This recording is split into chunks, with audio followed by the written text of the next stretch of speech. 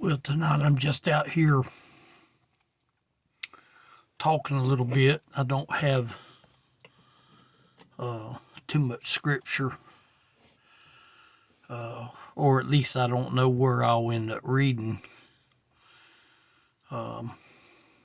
Today is a very important day in my life.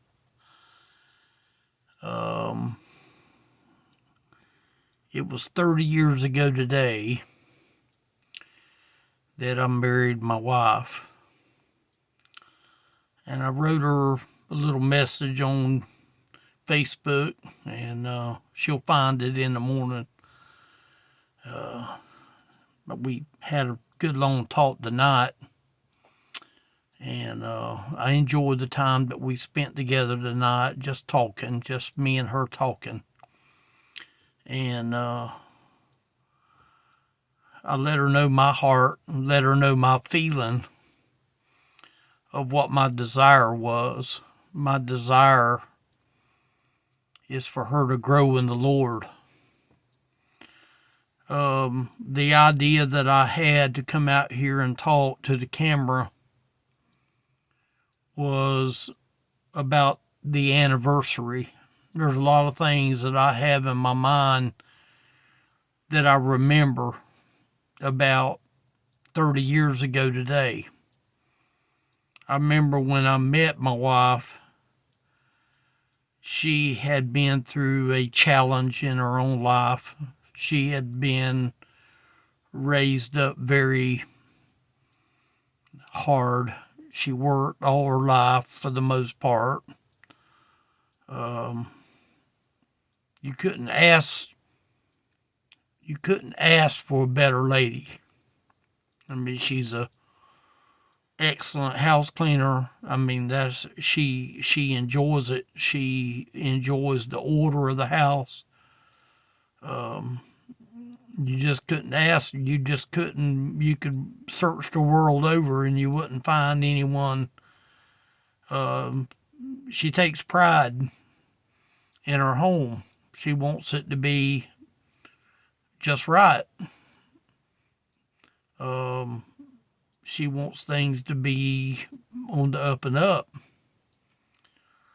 I can't say enough good things. I mean, this video wouldn't allow me to go into too many things personal, but I remember when me and her got together, her life was basically on the rocks.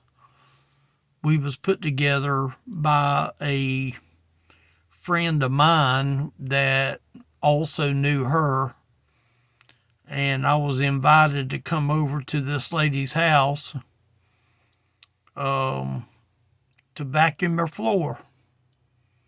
It just so happened that Deborah was there, and Deborah was watching me. That's my wife, Deborah. She was watching me vacuum the house, and that intrigued her. It really did, and I'll never forget the clothes that she was wearing that day.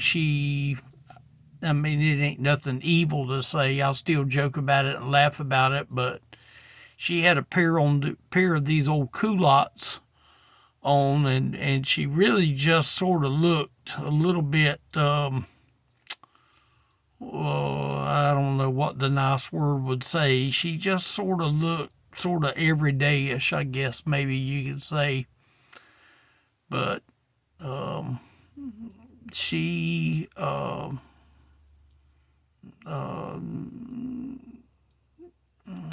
it's just hard to come up with words because you don't want to say anything that would be embarrassing. And I'd never embarrass her. But she had a hard life and went through a lot of stuff in her early teen years, and she had been married before and a couple times and had been bounced around and sort of abused in a way a little bit, I'm sure, without going into too much detail. But her life hasn't been very easy. And she had a daughter when she was relatively young, and she prides herself in her family, her mom and her daughter, and now since we got the little grandson, her world revolves around him, and my world, for the most part, evolves around him as well. I'm glad that we have him, and but I could sit here all night and talk to you about my anniversary, and that's not really the focus. I mean, part of it is the focus of the family, of what I'm talking about, and my wife, but we've been together 30 years today. We dated 6 weeks to the day. We met on Good Friday, and I took her out, and 6 weeks to the day we was married. And I'm grateful and thankful to the Lord every day that she tolerated me like she did. And I'm just grateful and thankful that she held in there with me. It wasn't always easy. It wasn't always peaches and cream. But we made it 30 years today. But I want to talk to you about other kinds of anniversaries. I remember when I built my farm operation. I built poultry houses back in February, a little bit sooner than that, of 1983. I built chicken houses, and that was my living and my livelihood. And it had been my living and my livelihood all the way past 2000, 2004 and 5. It was my livelihood all them years. From 1980, I worked with my dad on his farm. I got my knowledge and training from the time. See, I have an anniversary of when I graduated high school and went to work with my dad's farm. That's an anniversary. I remember starting my own farm operation. That was an anniversary. I think I got my first biddies in February of 1984, I believe it is. And got my first crop of birds in the new houses, and it was a challenge because I had used a bunch of old equipment inside, and everything was rusted up, and everything was hard to get it moving again, and it was difficult. It wasn't easy. But I have a lot of anniversaries in my mind. I can think of an anniversary of other relations that I had, and it didn't work out, and I moved on, and thank God I don't have to worry about the unfaithfulness of myself, because there was never unfaithfulness in me. That doesn't make me perfect by a long stretch. I bet you if you could go ask the ones that I was with, they would let you know real quick like that he wasn't perfect. But I remember the anniversaries. I remember the anniversary of when I bought my first brand new vehicle. That was in 1986 that I bought my first brand new vehicle. All I had was used ones until 1986. I remember the anniversary of the first vehicle, and it was a Toyota four-wheel drive. And I kept it for a long time until I passed it on to other people. And it stayed in their family for years and years. I can think of a lot of anniversaries. There was an anniversary of when I lost my contract to grow birds. And that was devastating to me, but it was an anniversary. Not every anniversary is a positive anniversary. I can think of a lot of anniversaries. But I guess one of the reasons why I'm out here is to talk about the anniversary that is better than even my marriage anniversary. The anniversary of when I met Jesus. I still remember. I questioned my salvation for years. Even in church, I questioned my salvation. Wonder what would happen if I should die.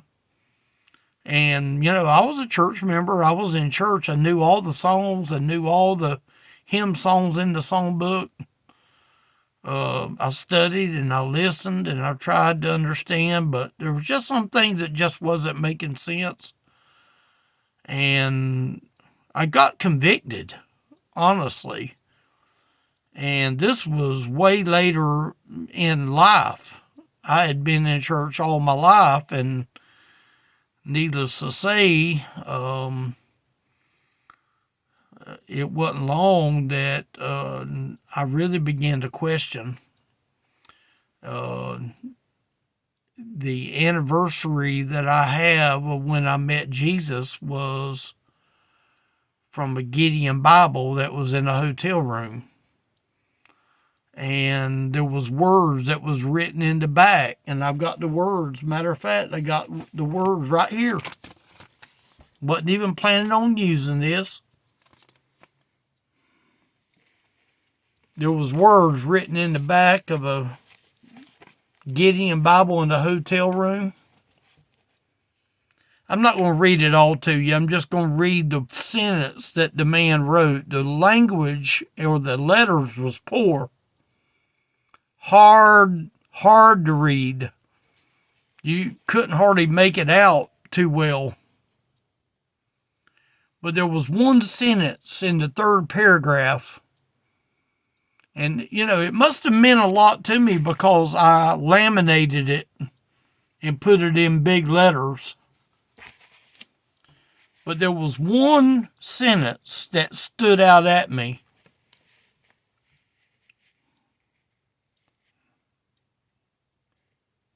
It said to refocus on who Jesus really is. Let me ask you a question. How do you refocus on something you never had? How do you refocus on something that you never received from the get-go?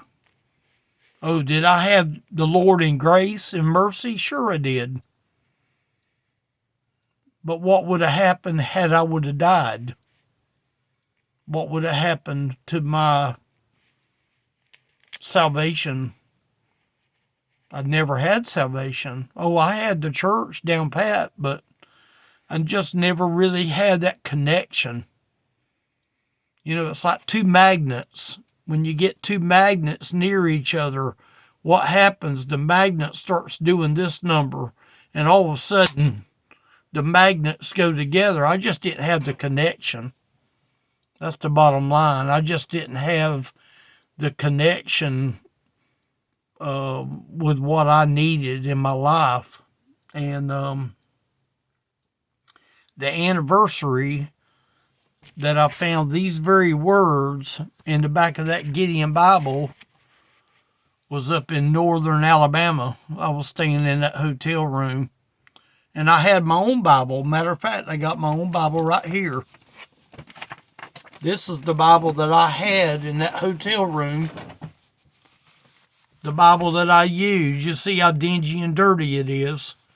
This was the Bible that I wrote down them words that was in the back of this Bible. I wrote down the words to bring the words home with me when I come. And I wrote the words right there on that page right there. The words that was my testimony.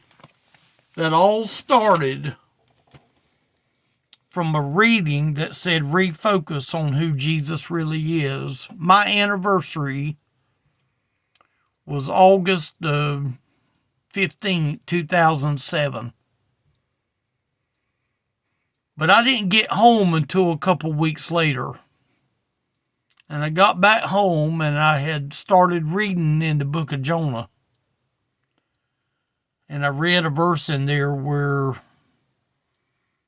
them men threw their stuff overboard trying to save that ship. And I remembered what I had read here where it said to refocus on who Jesus really is. And I started thinking of the story of Jonah and how that when Jonah was dumped in the water, the Bible said the wind ceased. Jonah chapter 1, I think it's verse 15. Don't hold me to that, but I think it's verse 15. And the Bible says that the wind stopped. Now, some Bibles will say it grew calm. No, it didn't. Oh, no, it didn't. The King James Bible says that the wind ceased. It stopped. Soon as God got what he wanted, the wind stopped. The sea was still like glass. Then men marveled. The men marveled at the power of God. You know why they marveled? Because they witnessed the sea still. Didn't grow calm. A lot of the other Bibles, it'll say, yeah, it grew calm. No, it didn't. Oh, no, it didn't. That wouldn't have made the mariners wonder why the sea took 30 minutes to calm. Them mariners got to see the power of God like that. And see, Jonah's down in the water and he's in the belly of the fish. He don't see what's going on, but God, Jonah's God, is right there in that belly of that fish. He's allowing Jonah to take him a cruise in a submarine. He's allowing Jonah to slosh around all that stuff that animal has eaten. And he was in there 3 days, 3 nights, just sloshing around. He thought he was going to die. But he got humble and he started praying. And he asked God to let him out where he could go and do what God wanted him to do. He started repenting for the things that he did wrong. And guess what happened? God allowed that fish to take him to shore. And he dumped him out. I believe Jonah got back in the water and gave himself a bath before he started for Nineveh. I believe he was getting himself washed off to get that stink off of him. But I remember my anniversary. My anniversary of salvation is August the 26th of 2007. I had been married since 1992. I'd been married to my loving wife since 1992. But I didn't find salvation until August 26th of 2007, and it started with a man's writing in the back of a Gideon Bible. Now, I didn't see how this message was going to go. I did use Jonah chapter 1, verse 15, if you want to go take a look. I did use the Bible. So, yes, I do remember my anniversary. When is your anniversary? When is your salvation anniversary? Might be something to ask yourself. While there's time, I'd go ahead and make sure that you have an anniversary of salvation. And if you don't, you have a golden opportunity. You have a golden opportunity tonight to let this night, whatever night this here post, it should post maybe Sunday night. No, I take that back. It'll probably post Monday night. If you're happen to be here and you're hearing this on Monday night, you can let Monday, whatever date that is, you can let Monday be your anniversary. Whenever you listen to this video, you can let that day be your anniversary. Jesus is still in the saving business. And he's willing to bring salvation to all who would accept him. He's in the anniversary giving business. Elderly Ministry is the website. elderlyministry.com is the website. Elderly Ministry is the YouTube channel. Just go there and take a look. There's a bunch of videos there that you can watch. Just go there, be open-minded. Go down, download one or two videos. If you need some help, you need somebody to talk to, ring my phone. The cell phone is on the YouTube page. It's on the website as well. You can email me. You can text me, however you want to do it. Just make sure you have an anniversary of salvation. Okay? That's the message. Hope you got something from it. Happy anniversary, Deborah.